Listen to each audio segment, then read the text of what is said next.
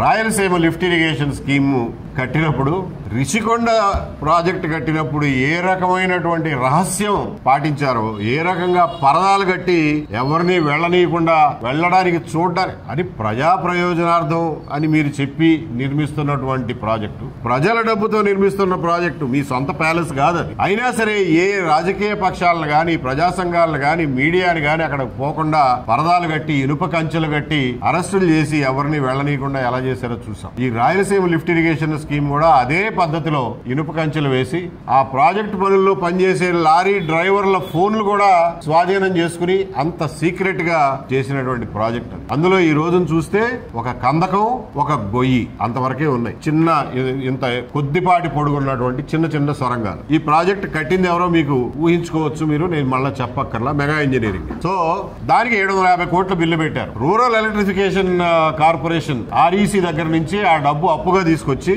ప్రభుత్వ ఖజానాలో కూడా వేయకుండా డైరెక్ట్ గా కాంట్రాక్టర్ కి చెల్లించేశారు. అంటే ఎంత సీక్రెట్ గా చేశారో మీకు అర్థమవుతుంది. అందుకనే రిషికొండ ఎలాగైతే ఈ రోజున పనికిమాలిన బిల్డింగ్లు అని చెప్పి ఈ ప్రభుత్వం ఒక అంచనాకు వచ్చిందో, అలాగే దీనికి ఖర్చు పెట్టిన 750 కోట్లు కూడా అంతే వృధా. ఎన్జిటి ఏమో స్టే ఇచ్చింది, అసలు దాని వల్ల ఉపయోగమే లేదు.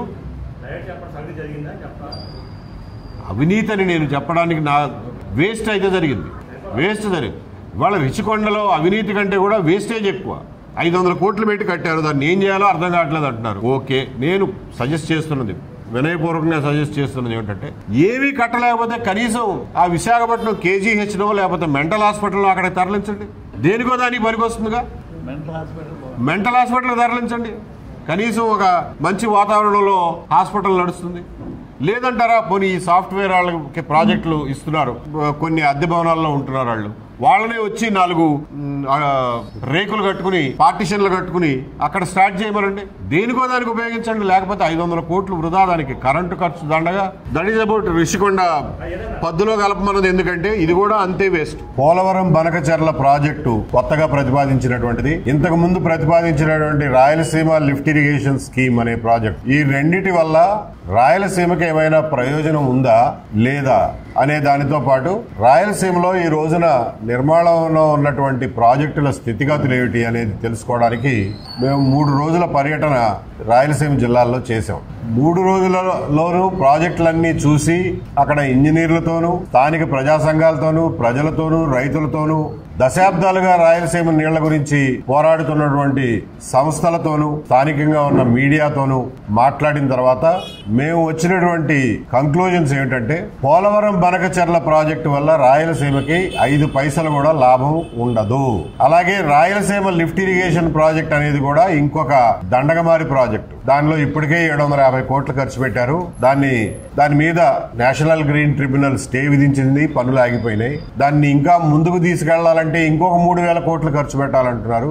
దానివల్ల కూడా ఏం ఉపయోగం లేదు, దాని అవసరం కూడా లేదు. ఇప్పటి వరకే దండగ చేసినటువంటి ఖర్చుని రుషికొండ పద్దులో రాసేసుకోండి అని చెప్తున్నాం. ముఖ్యంగా మేము గమనించింది ఏమిటంటే, రాయలసీమకి ఈ రోజున నీటి కరువు లేదు, అంటే నీటి లభ్యత కరువు లేదు, నీటి పారుదల కరువు మాత్రం ఉంది. ప్రాజెక్టులు దశాబ్దాల తడబడి ఆలస్యం అవడం, ఖర్చు పెట్టాల్సినటువంటి నిధులు వివేకంతో ఖర్చు పెట్టకపోవడం, పనులు సమాంతరంగా చేయకపోవడం వల్ల ఈ రోజున కొన్ని ప్రధాన కాలువల పనులు పూర్తవుతున్నాయే తప్ప రిజర్వాయర్లు పూర్తిగా నిండడం లేదు, పొలాల్లోకి నీరు కూడా పారడం లేదు. కాబట్టి రాయలసీమకి ఈ రోజున నీటి లభ్యత విషయంలో కరువేమీ లేదు, నీటి పారుదల విషయంలో మాత్రం ఖచ్చితంగా కరువు ఉంది. రాయలసీమ రైతులకి, రాష్ట్రంలోని ఉన్న ఇతర ప్రాంత రైతులకి ఏ రకమైన వైరుధ్యాలు లేవు. రైతులు ఎక్కడున్నా సరే అందరూ రైతులే, అందరూ సమానంగానే ఇబ్బందులు పడుతున్నారు నీటిపారుదల రంగంలో. తర్వాత ఈ విజిట్ తో సంబంధం లేకుండా మేము చెప్పదలుచుకున్నది ఏమిటంటే, పోలవరం బనకచెర్ల ప్రాజెక్టు వల్ల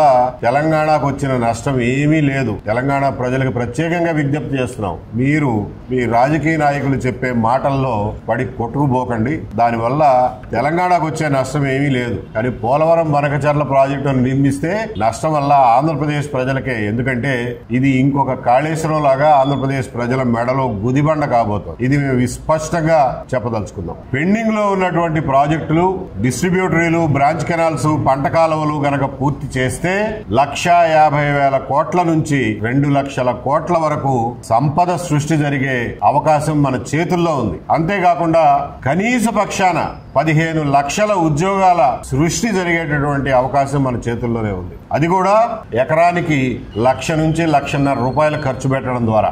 దీన్ని ప్రథమ ప్రాధాన్యంగా తీసుకోకుండా 8,000 కోట్ల పెట్టుబడి, 10,000 ఉద్యోగాలు అని పరిగెత్తడం కంటే కూడా ముందుగా మొట్టమొదటిగా వ్యవసాయక ప్రధానమైనటువంటి ఈ రాష్ట్రాన్ని బాగు చేయాలంటే, ప్రజలకి ఉపాధి కలగాలంటే మొట్టమొదట ఖర్చు పెట్టాల్సింది ఇరిగేషన్ రంగంలో అని చెప్పి మేము చాలా బాధ్యతగా ప్రభుత్వానికి సూచిస్తున్నాం. దీనికి కావలసినటువంటి ఖర్చు కూడా పెద్ద మొత్తంలో ఏమీ లేదు. మా ప్రాథమిక అంచనాల ప్రకారం 15 నుంచి 20,000 కోట్ల రూపాయలు నిధులు సమీకరించి పనులన్నిటినీ సైమల్టేనియస్ గా సమాంతరంగా పరుగులెత్తిస్తే 3-4 సంవత్సరాల్లోనే ఈ ప్రాజెక్టులు అన్నీ పూర్తయి ప్రతి ఎకరానికి నీరు వెళ్లేటటువంటి అవకాశం ఉంది.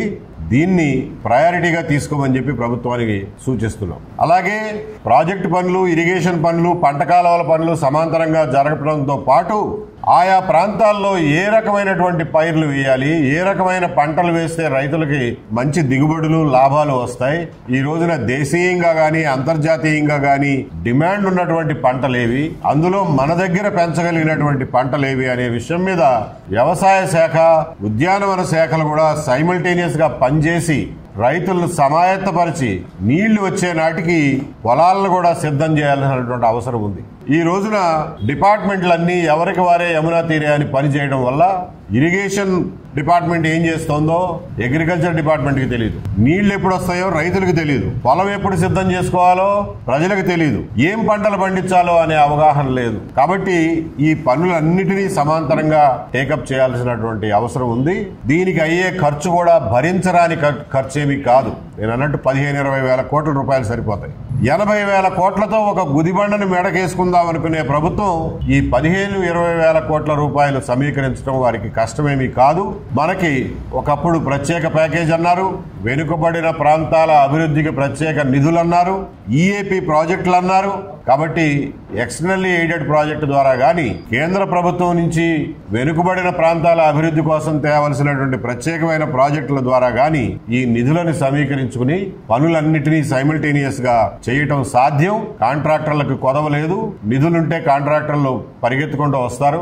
కిందటి సంవత్సరంలో 3,600 కోట్లు కేవలం హంద్రీనివా ప్రాజెక్టు మీద ఖర్చు పెట్టామని చెప్పి గవర్నమెంట్ చెప్తోంది. చాలా సంతోషం, అభినందించాల్సినటువంటి విషయం. జగన్మోహన్ రెడ్డి గారి ప్రభుత్వ హయాంలో నీటిపారుదల రంగం పూర్తిగా నిర్లక్ష్యానికి గురైంది. ఏమాత్రం డబ్బు ఖర్చు పెట్టకుండా, పోలవరం పనులు ముందుకు సాగకుండా, హంద్రీనివా, గాలేరు నగర పనులు ముందుకు సాగకుండా, కాంట్రాక్టర్లకు పనికొచ్చే రాయలసీమ లిఫ్ట్ ఇరిగేషన్ స్కీమ్ లాంటివి వాటిని మాత్రమే టేకప్ చేశారు. దాని ఫలితాలను ఇవాళ అనుభవిస్తున్నాం. రుషికొండ కడితే ఏం అనుభవిస్తున్నామో దాని ఫలితాలు కూడా ఇవాళ అనుభవిస్తున్నాం. కాబట్టి ఈ ప్రభుత్వం హంద్రీనివా ప్రాజెక్టు మీద ఖర్చు పెట్టడం అభినందనీయం. కానీ ఇంకా చేయాల్సింది చాలా ఉంది. కొద్దిపాటి ఖర్చుతో, కేవలం 250 కోట్ల రూపాయల ఖర్చుతో 40,000 ఎకరాలు జమ్మలమడుగు ఏరియాలో ఎస్ఆర్బీసీ కింద సాగులోకి తీసుకురాగలిగిన అవకాశం ఉండి కూడా దాన్ని టేకప్ చేయకపోవడం శోచనీయం.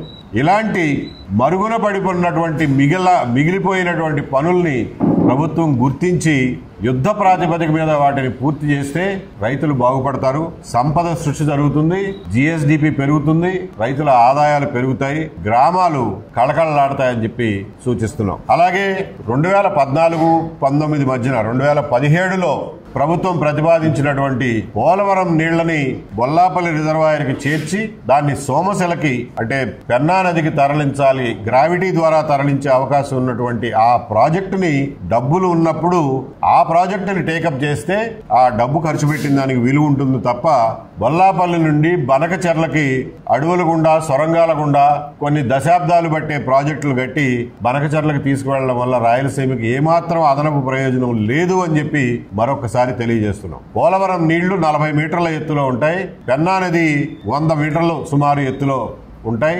40 మీటర్ల నుంచి కోస్తా జిల్లాల మీదుగా గ్రావిటీని ఉపయోగించుకుని తీసుకెళ్లే అవకాశం ఉన్నటువంటి పోలవరం బొల్లాపల్లి సోమశిల ప్రాజెక్టుని టేకప్ చేస్తే అది కూడా ఖర్చు అయ్యే ప్రాజెక్టే.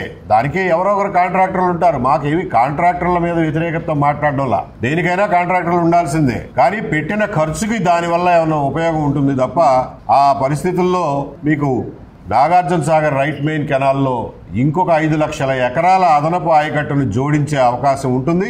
అలాగే ఈ Nallamala Sagar reservoir, Somasila reservoir, Kandaleru reservoir మనకి ప్రకృతి సిద్ధంగా వచ్చినటువంటి అతిపెద్ద రిజర్వాయర్లు.